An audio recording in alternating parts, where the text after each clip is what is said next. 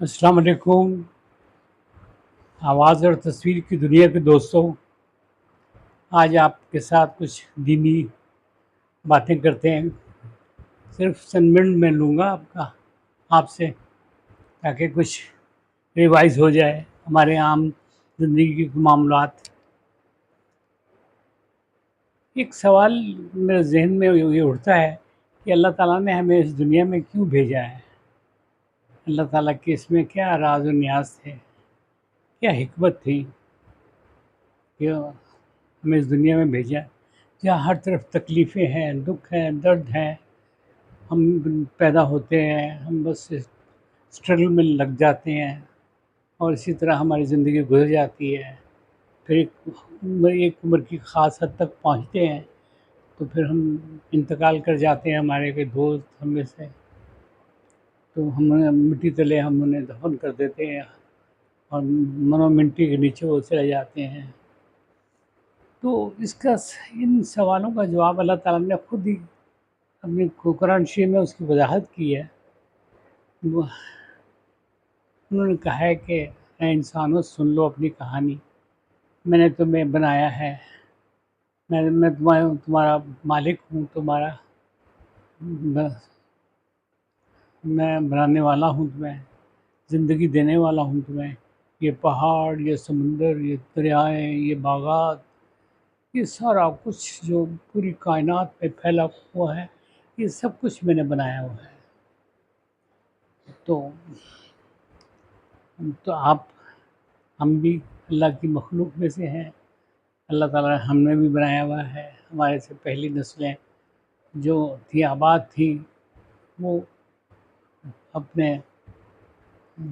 دنیا کی زندگی پوری کر کے اب اپنے قبروں میں جا چکے ہیں. اور ہمارا زندگی کا وقت بہت کم رہ گیا ہے.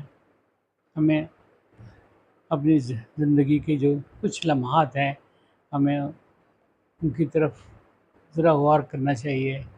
ہمیں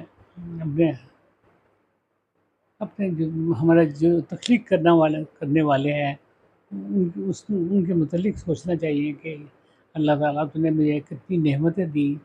مجھے تو نے ہاتھ پاؤں دیے، مجھے دماغ دیا، مجھے بازو دیے، مجھے آنکھیں دی، میرے پورے جسم میں توانائی دی، مجھے اولاد دی، مجھے یہ کھانے پینے، اٹھنے بیٹھنے کی آسائشیں دی. پھر میں تو یہ بھولے جا رہا ہوں.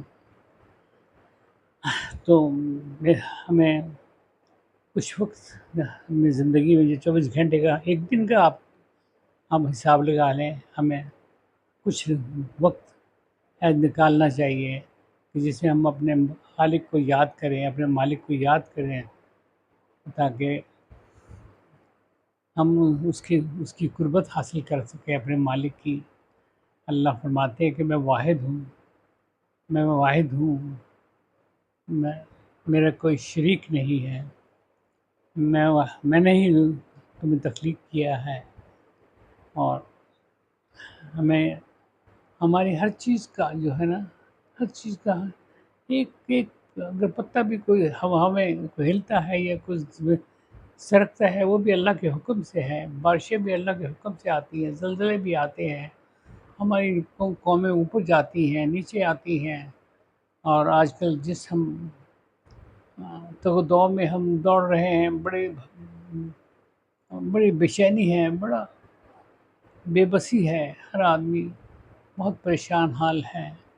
تو ہمیں خدا سے کی طرف لگاؤ رکھنا چاہیے، مسجدوں کو آباد کرنا چاہیے. اس سے ہمیں سکون ملے گا. پھر ہمیں ذہنی اور دلی سکون حاصل ہوگا، تو ہم میں طاقت پیدا ہوگی. ہمیں کام کرنے کا بھی اللہ میاں کوئی نہ کوئی ہمارے لیے رستے نکال دیں گے. وہ ہمارے خالق ہیں، ہمارے مالک ہیں. وہی ہمیں ان جنجالوں میں سے نکالیں گے. تو بس آج یہی میرا ایک بیانیہ ہے کہ ہمیں اپنے اللہ سے دوری نہیں، اس سے نزدیکی حاصل کرنا چاہیے. ہمیں جب بھی موقع ملے، جب بھی وقت ملے، ہم نماز کی طرف جائیں. ہم گھر میں بیٹھ کے جب بھی موقع ملے عبادت کریں. ہمیں اپنے ہمساؤں کا، ہمیں اپنے دوستوں کا، ہمیں اپنے جو بھی ہمارے ارد گرد لوگ ہیں ان کے اوپر پوری ہمیں توجہ رکھنی چاہیے. کوئی جتنی بھی آپ کی حیثیت ہو، جتنا بھی آپ کے پاس وسائل ہوں، اس کے حساب سے ان کی مدد کیجیے گا. اللہ میاں بڑے خوش ہوں گے، اور شاید اللہ میاں اس کے بدلے میں ہمارے لیے کوئی بہترین اسباب پیدا کر دیں. اور یہی میرے آج کا بیانیہ ہے. میں آپ سے بس دعاؤں کا میرے لیے دعا کیجیے گا، ہم آپ کے لیے دعائیں کریں گے. انشاءاللہ دوبارہ پھر آپ سے ملاقات ہوگی. خدا حافظ.